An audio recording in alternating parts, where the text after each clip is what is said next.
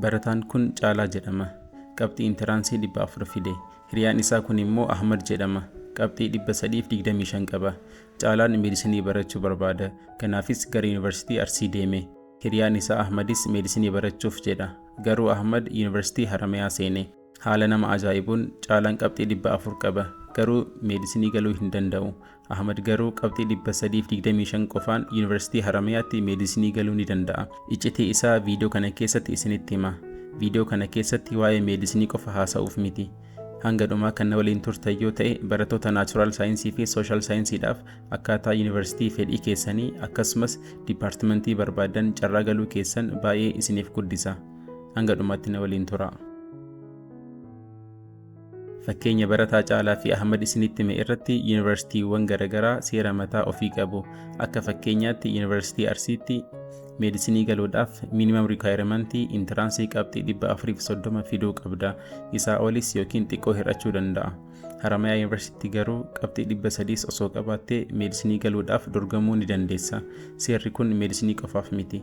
Dipaartimentiiwwan garaagaraa irratti seera mataa isaa qaba. Yeroo yuunivarsiitii filattanitti wanti sirriitti beekuu qabdan seera yuunivarsiitichaa fi qabxii keessan wal bira qabuun madaaluu qabdu. Yuunivarsiitiiwwan biyya keenyaa 50 jiran hundi isaanii fiildii yookiin dipaartimentii xiyyeeffannoo guddaa kennanii fi irratti hojjetan qabu.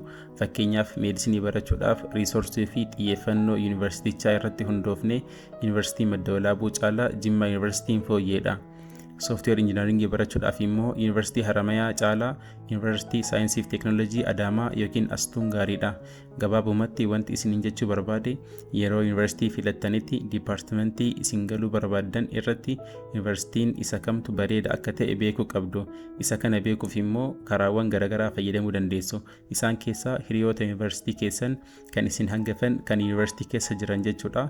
Akkasumas intarneetii irratti odeeffannoo sirrii walitti qabachuu qabdu. Yuunivarsiitiiwwan biyya keenyaa dipaartimentiiwwan akka meedisinii, sooftiweerii, kompiitar saayinsii, sooshaal fiildii keessaa immoo ikoonomiksii, loo fi fiildiiwwan biroo yuunivarsiitii qulqullinaan barsiisan teelegiraam chaanaalii Gadaa Iskool irratti isiniif maxxansee jira. Achirra seenaa cheek godhaa.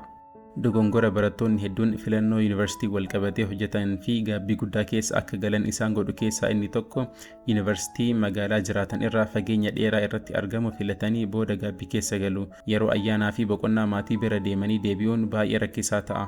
Kiiloomeetira hedduu yookiin baasii guddaa isin gaafata. Wanti kun immoo yuunivarsiitii filattan sana keessatti chaalenjii isinitti ta'uu danda'a.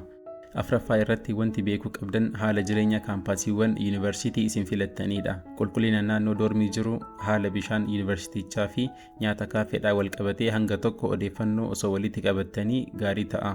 Barattoota hanga daqiiqaa kanaa na waliin turtaniif gorsa nama kamiyyuu irraa hin arganne isinitti hima. Isin immoo viidiyoo kana laayik gochuudhaan na gargaara. Yuunivarsiitii tokko yeroo filattanitti yuunivarsiiticha keessatti filannoowwan dipaartimentii garaagaraa jiraachuu isaa beekuu qabdu. Kanaaf Caalaan meedisinii barachuu fedha. Akka carraa ta'ee osoo Caalaan meedisinii kan dhabu ta'ee faarmaasii, anesteeziyaa, raadiyooloojii yookiin deentaal meedisinii seenuudhaaf oopshinii qaba yoo ta'e baay'ee gaariidha. Yookiin immoo barataan sooshaal saayinsii tokko maanaajmentii barachuuf jedhee osoo hin argatin kan hafu yoo ta'e filannoowwan biroo kan akka biizines adiministireeshinii, maarkeeting maanaajmentii, loojistiksii akka filannoo lammaffaa fi sadaffaatti qabaachuu qaba. Barattoonni fiildii tokko qofa filatan dipaartimentii kana kan dhaban yoo ta'e booda gaabbii guddaa keessa galu. Fakkeenyaaf barataan sooftiweer injiinaringii baratu tokko sooftiweerii kan dhabu yoo ta'e kompiitar saayinsii yookiin information systemii galuudhaaf carraa qabaachuu qaba. Gabaabaatti yuunivarsiitii filannoo keessanii keessatti oopshiniiwwan garaagaraa qabaachuu qabdu. Kana beekuudhaaf immoo weebsaayitii yuunivarsiitii sanaa keessa seenuudhaan dipaartimentiiwwan isaanii cheek gochuu qabdu.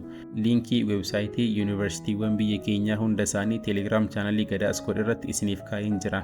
Akkasumas odeeffannoo yuunivarsiitii fi dipaartimentiidhaan wal qabatan achirratti argachuu ni dandeessu. Amma jooyin gochuudhaan nu hordofaa. Galatooma.